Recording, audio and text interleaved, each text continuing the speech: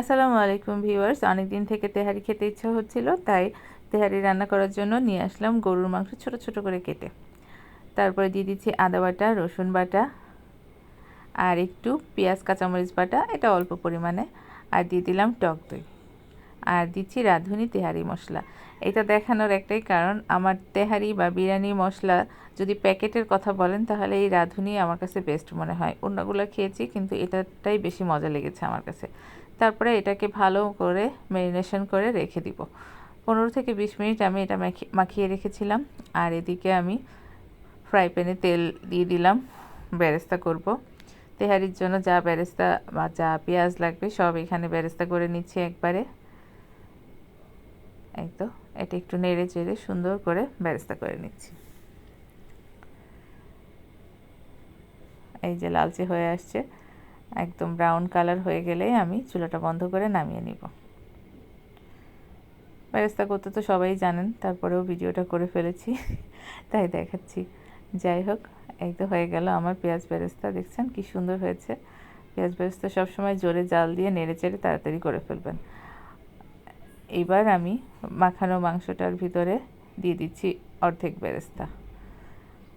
অর্ধেক বেরেস্তা দিয়ে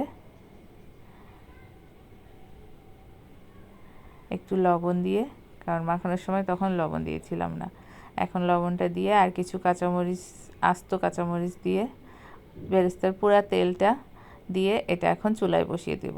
কারণ তেহারি রান্না করতে হলে আগে মাংসটা একটু রান্না করে নিতে হবে। এই যে এবার নেড়ে চেড়ে এটা কুক করতে দিব।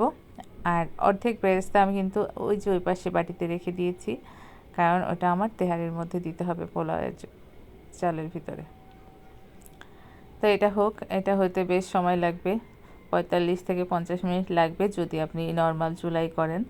আর যদি প্রেসার কুকারে করেন তাহলে খুব তাড়াতাড়ি হয়ে যাবে, 15-20 মিনিটের মধ্যেই। তো আমি আর প্রেসার কুকারে দেই নাই, চুলাতেই করছিলাম। আমার 45 থেকে 50 মিনিট মতো লাগছে। আর যেহেতু মাংসগুলো ছোট ছোট করে কাটা ছিল তাই বেশি সময় লাগেনি। আর এখানে পানি গরম করে নিলাম। সবসময় তেহারি, বিরিয়ানি, পোলাও এগুলাতে গরম পানি দেওয়ার চেষ্টা করবেন, তাহলে ভালো হবে। তো আজকে আমি সরিষার তেল দিয়ে করব না, তাই দিয়ে দিলাম ঘি। বড় একটা পাত্র নিতে হবে যাতে নাড়াচাড়ার সুবিধা হয়। নিয়ে নিয়েছি ঘি দিয়ে। এখন পোলাও চালটা আমি ভেজে নিচ্ছি।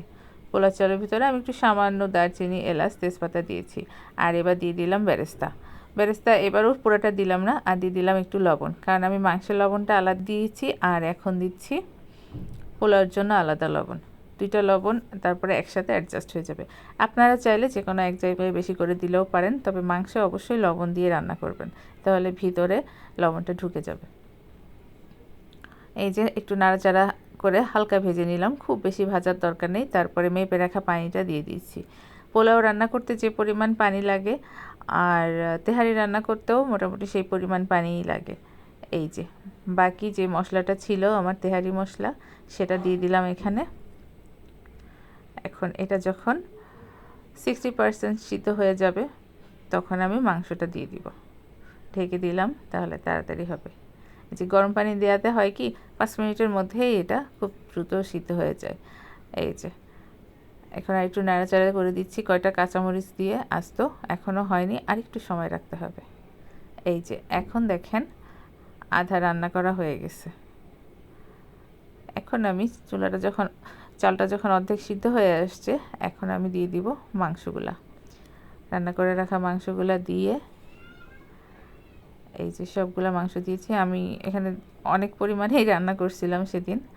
যাই হোক, এই যে ভালো করে নেড়ে চেড়ে চালের সাথে মাংসটা মিশিয়ে এটাকে একদম অল্প আঁচে ঢেকে রাখবো। এই জন্যই বড় পাত্র লাগে, তাহলে নাড়তে সুবিধা হয়। এই যে এখন ঢেকে রাখবো, অল্প আছে 10 মিনিট রান্না করলে এটা হয়ে যাবে। এই যে মাঝখানে একটু নেড়ে দিচ্ছি, কারণ তাহলে সমানভাবে সবটা জায়গায় সিদ্ধ হবে। নিচের চালগুলো একটু উঠে উপরের দিকে দিয়ে দেয়া, এই আর কি। এই যে আস্তে আস্তে নেড়ে সাবধানতার সাথে করে দিলাম। এবার আমার রান্না প্রায় শেষ।